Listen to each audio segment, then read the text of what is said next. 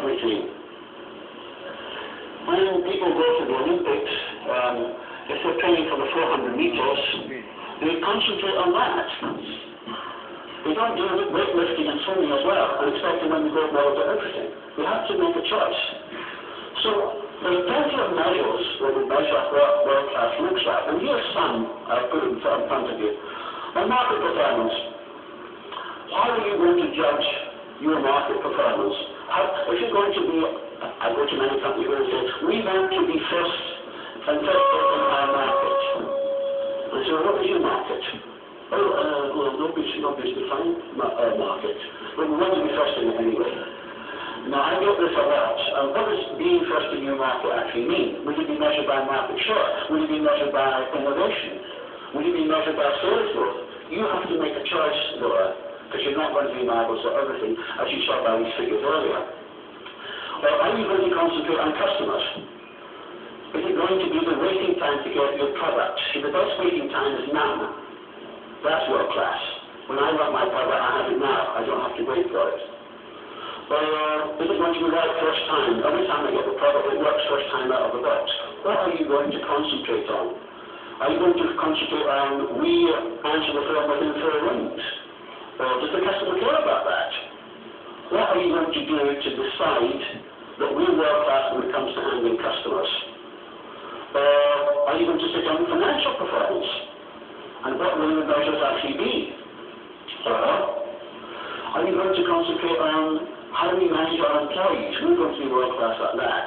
And how would you measure whether you are world class? Will some of these measures do it? The employee survey scores, I don't know to many companies where they do attitude surveys to find out how they're managing their employees. But I know, as you'll see later, that some of the data that you get from attitude surveys is very valuable in getting yourself to world class and in persuading employees to help you get there. So I'll be talking more about that later on. Or are you going to measure yourself by internal efficiency? Now I have to say that this last bit is where most people concentrate when they're thinking of being world class. They look internally at how they run the business. They very seldom look outside at what they mean to customers. But the point I'm making here is you have to make a choice. You have to decide what you're going to focus on to become world class at. Some of the companies that are world class at things are very small niche players. I'm thinking of some world class companies that just make musical instruments, or they make hospital beds, but they don't make anything else, but they're world class at that.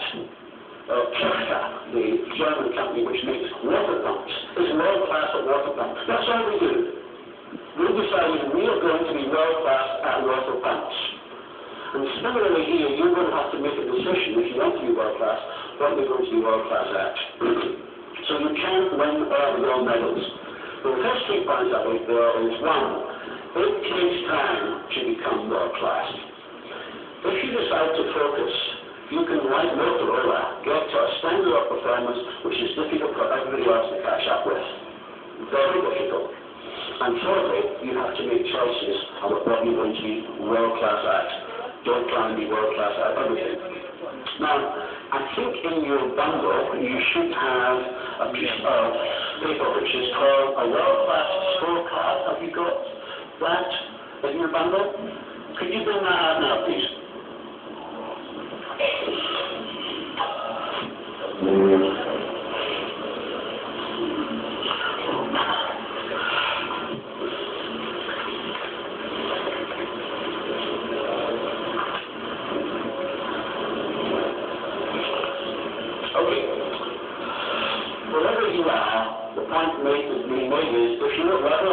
You can see what you have to do to get to level 2.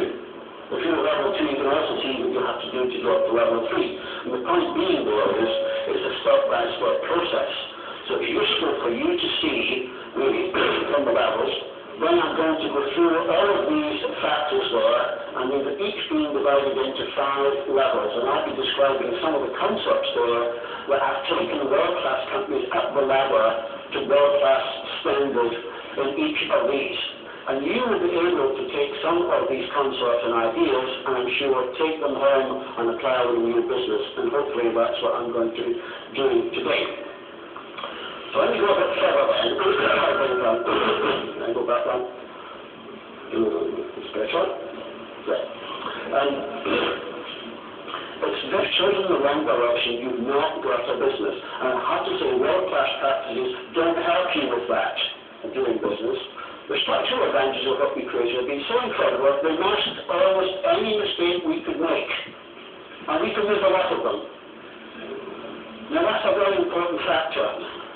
Please don't think that world-class is your savior to having a viable, profitable business. The viability of the business is about choosing the right direction for your business. Once you've done that, then you can use world-class practices to make yourself among the best in the world. But choosing the right business strategy is more important than anything else. How we found we will distribute the scorecard sheet in a half-hour time. So can you wait half an hour, people? This is still level 1, by the way.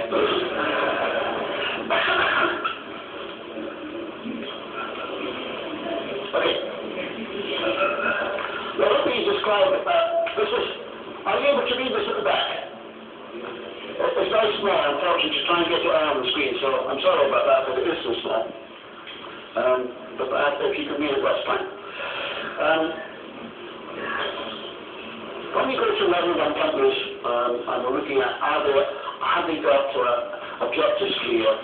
We have managed to tell we don't need objectives here, we know what to do, we just get on with it, we don't need any of all that nonsense. And I know that I'm in a level 1 company. And when we look at companies with their objectives, we wonder whether the top management know what their objectives are. Now, for those of you who can try this, I shouldn't really let you into the secret, but it's the tactic that I use pretty well every time we work with a new client.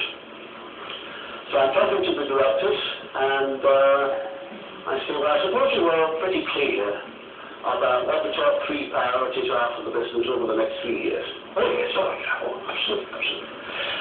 Would you just do me a favor? Would you just write down what you think they are? You mean that? Yeah, well, yeah. Could you just do that? So we start writing it down, and we start look at the neighbours, see what they're writing. I remember one director, one company, he didn't write anything down. I said, you're not writing anything. He said, well, I don't know what the managing director actually wants me to write. So I thought, only if he says so, will you write it? He said, well, yes, really. Now, when we had written all this down, in fact, the managing director in that particular company said, I just handed them out 3 weeks ago. They've all got a copy of the company objectives. Why would you write it? Just do this with me, would you?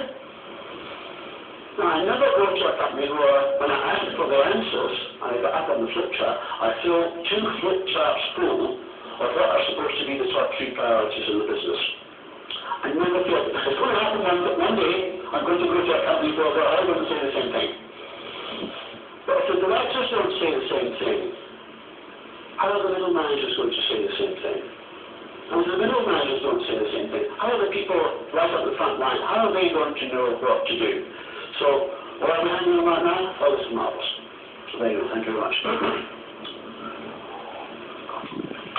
So if you're able to follow this will be very useful.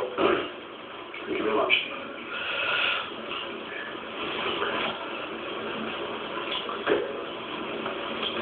It's just very important that the directors are at one about what the objectives for the business are. Because it saves departments all working at 6s and 7s and not staying with each other. And I have to say that if the directors and the top management are not at one about the objectives of the business, the chances of them becoming world-class are next to 0. And I say that for a lot of experience over the last 18 years. But we need to get the directors of the business, the people who are the senior management of the business, at one about where the business is going. And it needs to be expressed in such a way that everybody in the business would understand what you mean. Let me give you an example.